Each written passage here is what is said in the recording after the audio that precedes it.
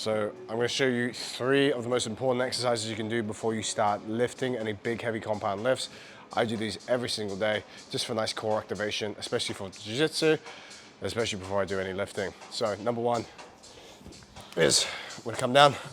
First of all, just going to get a nice little stretch on the lower back. We're going to bring the knees into the chest. A nice hug here so we get the stretch out those facet joints of our spine. If you're super flexible, you can come all the way over. Try to get your knees to the floor. We can do a couple reps here. Or if not, just bringing those knees into the chest. Next exercise, our first exercise is our dead bug. Now this is where we're just gonna get a little bit of core activation, opposite planes, which is very good for working the deeper muscles of our core. So we're gonna be sitting up, keeping the lower back pressed into the floor, opposite hand, opposite leg. Breathing in as you go down, breathing out as you come back up. I'm gonna do 8 reps each side here.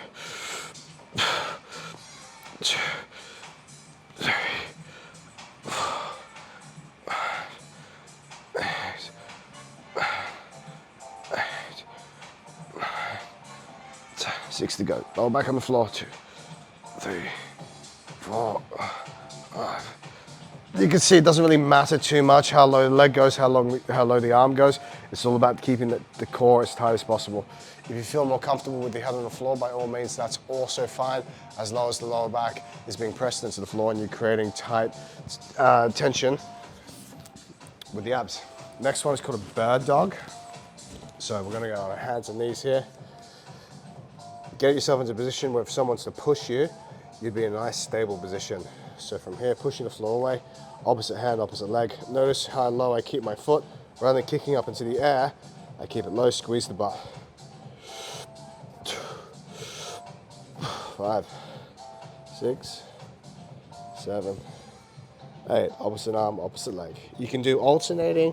I like to just do one at a time. This is the habit I'm into now. You can get alternating reps if you prefer. It doesn't really matter as long as we get the opposite hand, opposite leg motion, everything solid, squeeze the butt as much as possible.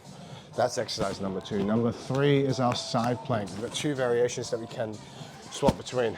Number 1, of course, excuse me, is our side plank. Elbow in line with the shoulder. We're here holding for 30 seconds. 30 seconds is absolutely fine. We're just looking for a little bit of activation, not too much of a workout.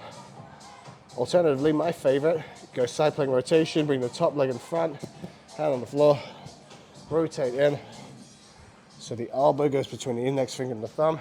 This is a really nice way to get a big stretch to the thoracic and lower back, and a little bit of oblique activation. 6, 7, 8, 9, 10. So these are just variations of some of Stuart McGill's work. He's one of the leading spine specialists in the world, working out of Canada. He's worked with many athletes, many powerlifters. I do these every single day. I've had lower back surgery myself.